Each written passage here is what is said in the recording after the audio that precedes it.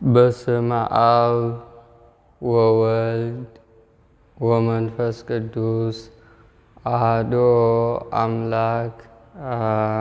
በመላው ዓለም የምትኖሩ የልዑል እግዚአብሔር ቤተሰቦች በመድኃኔዓለም ስም በቅድስት ሥላሴ ሰማያዊ ኃይልና አገዛዝ እንደምን ዋላችሁ? እንደምን ሰነበታችሁ? አሜን። አጋዕዝተ ዓለም ስሉስ ቅዱስ በቸርነታቸው ይችን ሰዓትና ቀን ለሰጡን ክብርና ምስጋና አምልኮትና ውዳሴ ለስማቸው ይሆንልን።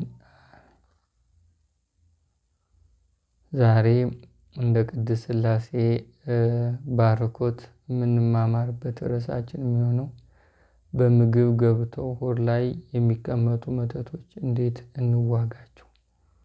በምግብ የሚገቡ ሆድ ላይ የሚቀመጡ ክፉ መናፍስቶች ፈተናዎቻቸው እና መፍትሄው ላይ አተኩረን እንማማራለን። ስሉስ ቅዱስ ጉባኤያችን ይባርኩልን፣ ክፉን ኃይል የያዙልን፣ መረጃ የምናገኝበት፣ በመንፈሳዊ ሕይወት የምናድግበት፣ ክፉ ላይን የምናሸንፍበት፣ ለክርስትናችን አንድ እርምጃ ወደፊት የምንሄድበት፣ የጠላትን ፈተናና ሴራ ጥበብና አሰራር የምንረዳበት አይነት ጉባኤ ያድርግልን። እንግዲህ የክፉ መናፍስት ውጊያ መካከል አንዱ ይሄ በምግብ የሚገቡ መተቶች ናቸው።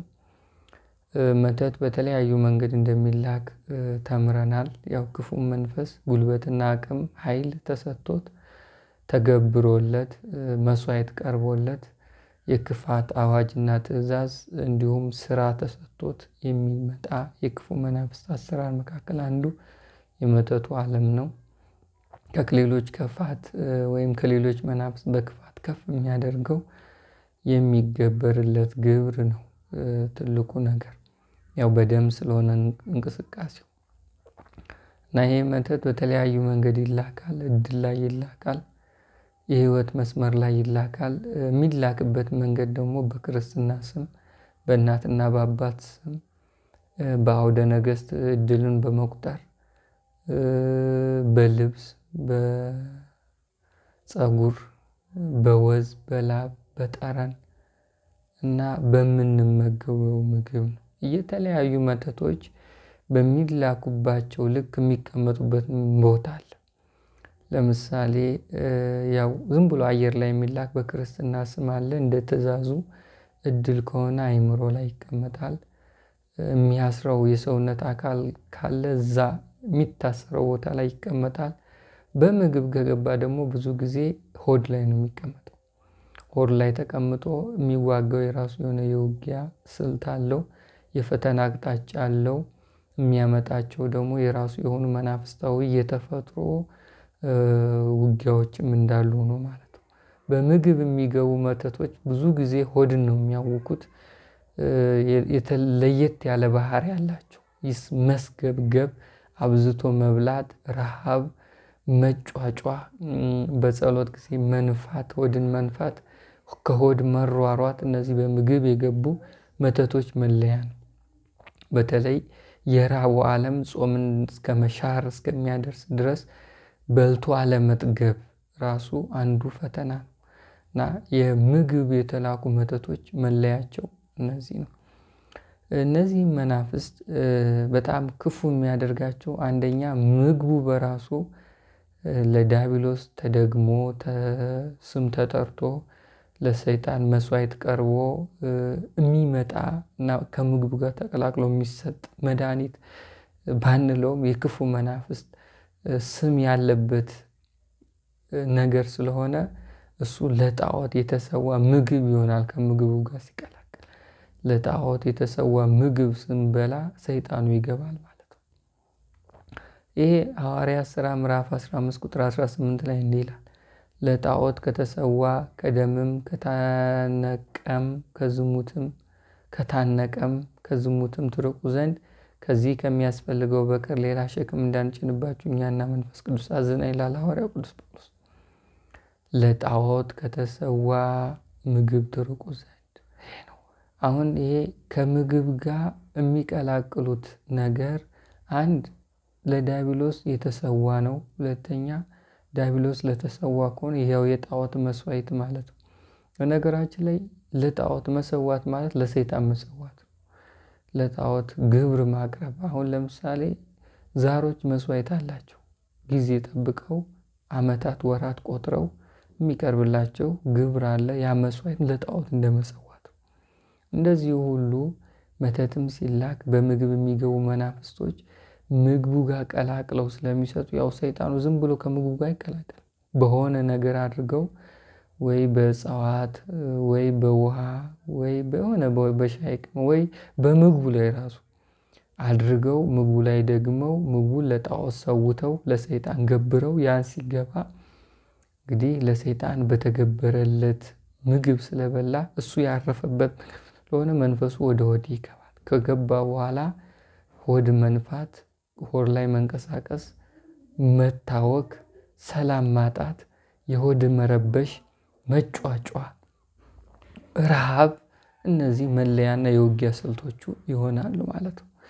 ስለዚህ የጣዖት የተሰዋ ነው ማለት ነው ምግቡ በራሱ ከሰይጣኑ በተጨማሪ እንጂ ለጣዖት የተሰዋ ባይሆን ኖሮ መንፈሱ አይገባም ነበር። ስሙ ስላለበት ለሰይጣን የተሰጠ ስለሆነ ስመ ዲያብሎስ ስለተጠራበት ነው። ይሄ ነው ዋናው ነገር። ሐዋርያው ቅዱስ ጳውሎስ በመልእክቱ አንደኛ ቆሮንቶስ 10:28 ላይ ማንም ግን ለጣዖት የተሰዋ ነው ቢላችሁ ከዚያ ካስታወቋችሁ ከዚያ ከህሊና የተነሳ አትብሉ ይላል። አንደኛ እያወቃችሁ ለጣዖት የተሰዋ መሆኑ እየነገሯችሁ አትመገቡ። ይህ ኃጢአት ነው። ሳታውቁ ከበላችሁ ግን ያው ምን አለማወቃችሁ ነው። ግን እያወቃችሁ ለሰይጣን የተሰዋ ነው፣ ለዛር የተሰዋ ነው። በተለይ በጥንቆላ የሚኖሩ ሰዎች የሚያርዱት እርድ በሙሉ ለዲያብሎስ መስዋዕት ነው። ደሙን ሰይጣን ይወስዳል።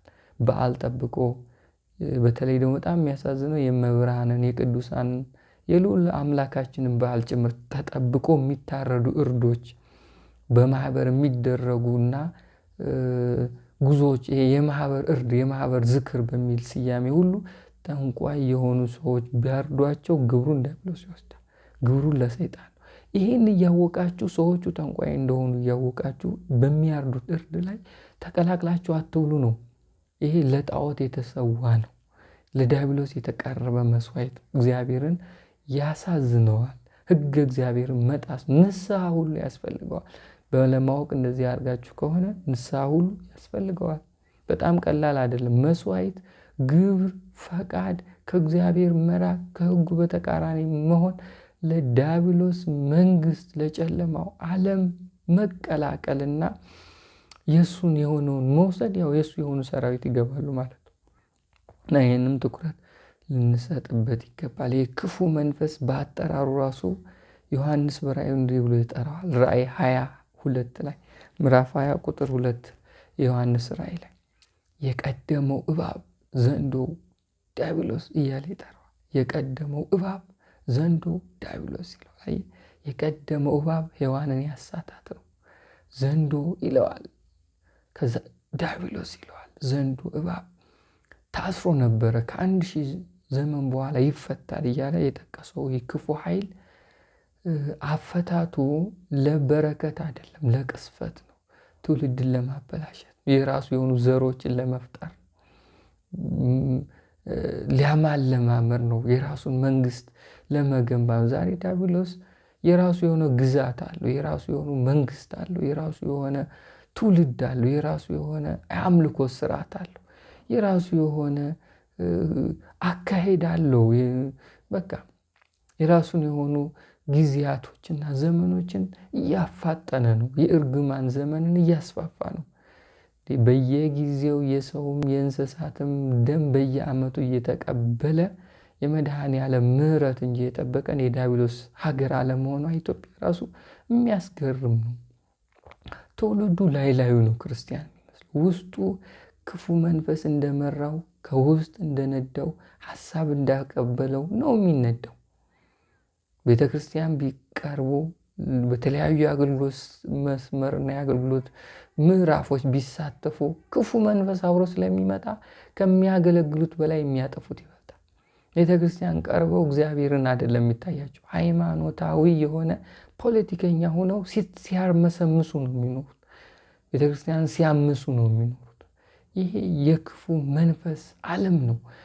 እግዚአብሔርን በንጹህ ልብ ለማምለክ መጀመሪያ ስለ ክፉ መንፈስና ጠላት ማወቅ ያስፈልጋል። የአምልኮት ላይ ግርዶሽ ይሆናል። አምልኮትን ወደ ኋላ ይጎትታል። በረከትን ይነጥቃል። የነፍስ ዓይንን ያጠፋዋል። አገልግለህ የአገልግሎትን ውጤትና ዋጋ ያሳጣል።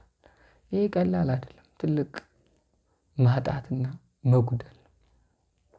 ስለዚህ ይህ ክፉ ኃይል በሰው ልጆች ሕይወት ውስጥ ለማጥላት የተለያዩ ልጆቹን ተጠቅሞ ግብር ተገብሮለት አቅም ተሰጥቶት ትእዛዝና አዋጅ ይዞ ወደ ሰው ልጆች ይመጣል እና በምግብ የሚገቡ መተቶች የትኛውንም አይነት ትእዛዝና አዋጅ ቢሰጣቸውም መዳረሻቸውና መክተሚያቸው ሆድ ነው። ከሆድ ተነስተው ነው ትእዛዙን የሚፈጽሙት። ሆድን ይዘው ነው ውጊያቸውን የሚከፍቱት። ሆድ መነሻቸው ነው፣ መዳረሻቸው የተሰጣቸው ትእዛዝና አዋጅ ሆኖ ማለት ነው። እና በሆድ ሲገቡ ምን አይነት ውጊያ እንደሚከፍቱብን ወይም በምን አይነት መንገድ እናጥቃቸው እናዳክማቸው ለሚለው አንደኛ ሆድ ነው። በብዛት ሆድ ላይ ሲሆን አንዳንድ የመዋጊያ መንገዶችን ለመጠቀም የማያስችል አይነት ሊሆን ይችላል። ለምሳሌ እንደፈለግን መቀጥቀጥ ላንችል እንችላለን። ለመስገድም ፊት ላይ ቢሆን በስግደት ታዳክመዋል። አንደበት ላይ ሲቀመጥ በጸሎት ታዳክመዋል። ሆድ ላይ ሲቀመጥ ግን ከሆድ አስነስተ ግንባር ላይ አስረ ሲጸልይ አዘ አዳክመ ነው እና ትንሽ ከተለመደው የውጊያ አይነት ለየት ያለ አካሄድ ልንጠቀም ይገባል። ሆድ ላይ ለሚቀመጡ በምግብ ለሚገቡ መተቶች መፍትሄው ማለት ነው እና በመቁጠሪያ አንደኛ ሆድን መምታት፣ ቀስ አድርገን ስመ ሥላሴን ከልብ እየጠራን በስመ ሥላሴ አስባርከን። መቁጠሪያ ጉልበቱ ኃይሉ ሳይሆን ዋናው በመቁጠሪያው ላይ ያለው ስመ ሥላሴና ስንቀጠቅጥ የምንጠራው ስም ነው ትልቁ ዋጋው። መቁጠሪያው ላይ ያረፈው በረከት ወይም ባርኮት ስመ ሥላሴና ከልብ ሆነን ስንቀጠቅጥ የምንጠራው ስም ክፉን መንፈስ በቀላሉ ያዳክመዋል። ስለዚህ በመቁጠሪያ ስንቀጠቅጥ ስመ ሥላሴን አብዝተን እየጠራን ያውም መጥራት ብቻ አይደለም ከልብ እየጠራን በመቁጠሪያ ሆዳችን ከመታ ነው ከጊዜ ወደ ጊዜ በአንዴም ባይሆን ከጊዜ ወደ ጊዜ ኃይሉ እየደከመ ሲመጣ ውጊያውን በመጠኑ ይቀንሳል። በምንመታበት ጊዜ ሆድ ላይ ሲቀመጥ ምልክት እናያለን። አንደኛ መጯጯህ ነው። ሁለተኛ መሯሯጥ ነው። ሶስተኛ እንደ መንፋት አይነት። አራተኛ እንደሚንቀሳቀስ ነገር ከሆድ ላይ ብድግ ብሎ ወደ ሌላ አካል መሄድ። ከዛም በላይ ለሽንት ቤት የሚጋብዙ አይነት ስሜቶችን ማምጣት። ይሄ በጸሎት ሰዓትም በመቁጠሪያ ሰዓትም የሚያጋጥመን። በስግደት ሰዓትም ሆድ ላይ ሲቀመጥ በቃ ይነፋና ወደ ሽንት ቤት እንድትሯሯጥ ነው የሚያደርግ። ሆድ ቁርጠት አይሉት ምን አይሉት ብቻ ሽንት ቤት ነው እንድትሄድ ነው የሚያደርግ። እና ይሄ ሆድ ላይ የተቀመጡ መተቶች የውጊያ መንገዳቸው እና በመቁጠሪያ መቀጥቀጥ ነው። እንደዚህ ሲነፋም ሲቆርጥም ምን ሲልም በደንብ አድርገህ ስትገርፈው ያጠፋል። ወይም ይህን ነገር አቁም ብለህ ስትገስጠው ያቆማል። ይህ ታዲያ ጨካኝና ብቁ መሆን እና ደግሞ አማኝና ከልብ መጥራት ይሄ ያስቆመዋል። ሌላው ሆድ ላይ ነው የተቀመጠው። ሁለተኛ መዋጊያ መንገዱ ሆድ ላይ ስለተቀመጠ ሆድ ላይ የተቀመጡትን መናፍስት አንዳንዴ ክፉ መንፈስ የእግዚአብሔርን መንገድ ተከትሎ ነው የሚዋጋው። የመጣበትን መንገድ ተከትለን ደግሞ ማጥቃት እንችላለን። ለምሳሌ በምንመገበው ነገር የገባ ክፉ ኃይል በምንመገበው ነገር ማስወጣት እንችላለን። ለምሳሌ አሁን ሆድ ላይ ነው የተቀመጠው። ጸበል አብዝቶ በመጠጣት ከጸበል እምነት የወይራ ዘይት አንድ ላይ ቀላቅሎ በወፍራሙ አድርጎ እምነቱን መጠጣት አብዝቶ ማለት ነው። ጥቂት ሳይሆን በዛ አድርጎ በትውከት በሽንቱ ይወጣል። ሲወጣ ታዲያ የሆነ ነገር ቢጫ ነገር ወይም ከለር የያዘለ ነገር ሲወጣ መተቱ በአንዴም ባይወጣ ሰራዊት እየቀነሰ ይመጣል። ሰራዊት እየቀነሰ ከዛም በላይ አዋጁን እንዳይሰራ እያቆመ ይመጣል። እንዳይሰራ የፈለገውን ያህል እንዳያጠቃ የፈለገውን ያህል እንዳይጎዳን እንዳይሄድ ያደርገዋል። ይህ አንደኛ። ከዛ ሁለተኛ ደግሞ ቅዱስ ቁርባን ቶሎ ቶሎ መውሰድ ነው። ቅዱስ ቁርባን ሲወስድ ሙሉ ለሙሉ ይቆጣጠርልናል። መናፍስቱ ይያዛል። ቅዱስ ቁርባን ብዙ ጊዜ ሆድ ላይ ለሚቀመጡ መናፍስቶች ከሌላው በተጨማሪ ወይም ከሌላው በይበልጥ ይታዘዛል፣ ይፈቀዳል፣ ይመከራል። ሆድ ላይ ነው የሚቀመጡት። ስለዚህ በቅዱስ ቁርባን ቶሎ ቶሎ በመውሰድ ከሆድ እንዲነሱ ማድረግ እንችላለን። ከዛ በተጨማሪ ሆድ ላይ የሚቀመጡ መናፍስት የራሳቸው መገለጫ አላቸው። ረሃብ አለ፣ አብዝቶ መብላት አለ፣ ጾም እስከ ማስፈረስ የሚደርስ ውጊያ ይከፍታሉ። ስለዚህ ምግቡን እንዳይበሉት፣ መጠጡን እንዳይጠጡት መባረክ፣ ምግብ ላይ የወይራ ዘይት ጠብ ማድረግ። የወይራ ዘይትና ይሄ ቅባ አሁን እንዳትሸወዱ ደግሞ አሁን ቅባ ቅዱስ አለ። ቅባ ቅዱስ ማለት የቅባቶች ሁሉ መጠሪያን በቤተ ክርስቲያን የሚመጡ ቅባቶች ሁሉ መሰየማቸው ቅባ ቅዱስ ነው። የወይራ ዘይት የሚባለው ግን የትኛውም ሰው በካህን አስባርኮ ክፉ መንፈስ የመዋጊያ አንድ መሳሪያ ነው። ሜሮን የሚባለው ዲያቆን ምእመን የማይነካው ከካህናት ውጭ የማይነካ ለስልጣነ ክህነት ለመሾም ነገስታትን ለመሾም ክርስትና ለማንሳት ቤትና ተክሊል ለመፈጸም ቤተ ክርስቲያን የምትጠቀምበት ሜሮን። ተክሊል ለመፈጸም የሚቀቡት ቅባት አለ። እዚህ ጋር ሁለቱም የመዋሃጃቸው ምልክት ነው። ክህነት ሲሰጥም ይቀባሉ። የቅባ መንፈስ ቅዱስን ወይም የመለኮታዊ የስልጣንን ማሳደሪያ ምልክት ነው። ነገስታትም ይቀባሉ። ሜሮን የሹመታቸውና አንድ የጸጋ እግዚአብሔር ማደሪያ ምልክት ነው። ክርስትና ሲነሳም ይቀባሉ። በጳጳሳት ምትክ ጳጳሳት ናቸው ክርስትና የሚያነሱት። እነሱ በቁጥር ትንሽ ስለሆኑ በየቦታው ስለማይቻል ጳጳሳቱን ወክሎ ክርስትና ሲነሳ እንደዚህ ሀብተ መንፈስ ቅዱስን እጃቸው ላይ ጭኖ ሀብተ መንፈስ ቅዱስንና የሥላሴ ልጅነትን ሲያሳዱ ያ ስለማይቻል ጳጳሳት በየአድባራቱ ስለማይገኙ ካህናት በጳጳሳት እጅ መጫን ምትክ ሜሮን ይቀባቸዋል። ይሄ የክርስትናው ስርዓት አንድ መፈጸሚያ ነው። ይሄ ማንም አይነካው ሜሮኑን ክህነት ያለው ከክህነትም ከቅስና በላይ ያለው ቁምስና ጵጵስና ያለው ዲያቆን ራሱ በእጁ የሚነካው አይደለም። በጳጳሳት እጅ መጫን ፈንታ ስለገባ ማለት ነው። እና ይሄ ነው። ሌላው ይሄ የወይራ ዘይት እሱ ግን መናፍስ ማዳከሚያ ነው። አሁን ክፉ መንፈስ በምግብ የሚገቡ መጠጦች ምግብ ይበላሉ፣ መጠጡንም ይጠጣሉ፣ ያስርባሉ፣ ይስገበገባሉ፣ ራብራም ነው የሚሉት እና እንደዚህ ስለሚያደርጉ የሚሰራው ምግብ ላይ የወይራ ዘይት ጠብ አድርጉበት። የወይራ ዘይት ክፉ መንፈስ ከምናዳክምባቸው መሳሪያዎች መካከል አንዱ ነው ብያቸዋለሁ። ሽሮም ላይ ወጡም ላይ ምኑም ላይ ጠብ አድርጉበት። ያን አይበላውም። የምትጠጣ ውሃውም ላይ ምኑም ላይ ጠብ አድርጉበት። ጠጡ ስጠጡ ያን አይጠጣውም። ቢመገበው እንኳን እየተቃጠለ ነው። ዛሬ ቢመገበው ከሳምንት በኋላ ይሄን አይደግመውም፣ ያቃጥለዋል። እና በእንደዚህ አይነት መልኩ መዋጋት ትችላላችሁ። መናፍስት ስራቸውን ማስቆም አንዱ የውጊያ ክፍል ነው። መውጣት ሌላው ደረጃ ነው። ግን ስራቸውን ማስቆም የሚያመጡትን ፈተና መግታት አንድ ውጊያውን ማሸነፊያ ምልክት ነው። ውጡ አትውጡ እሱ ሌላ ታሪክ ነው። ግን እያሉ እንኳን እንዳይሰሩ ማድረግ፣ እያሉ እንኳን እንዳይፈትኑ ማድረግ፣ እያሉ እንኳን እንዳይጎዱ ማድረግ፣ እያሉ እንኳን ፈቃዳቸውን እንዳይፈጽሙ ማድረግ አንድ የውጊያ ደረጃ ነው። የትኛውም ክርስቲያን ማድረግ ያለበት ይሄ ነው። ይሄ ስኬት ነው። እግዚአብሔር የሚደሰታል።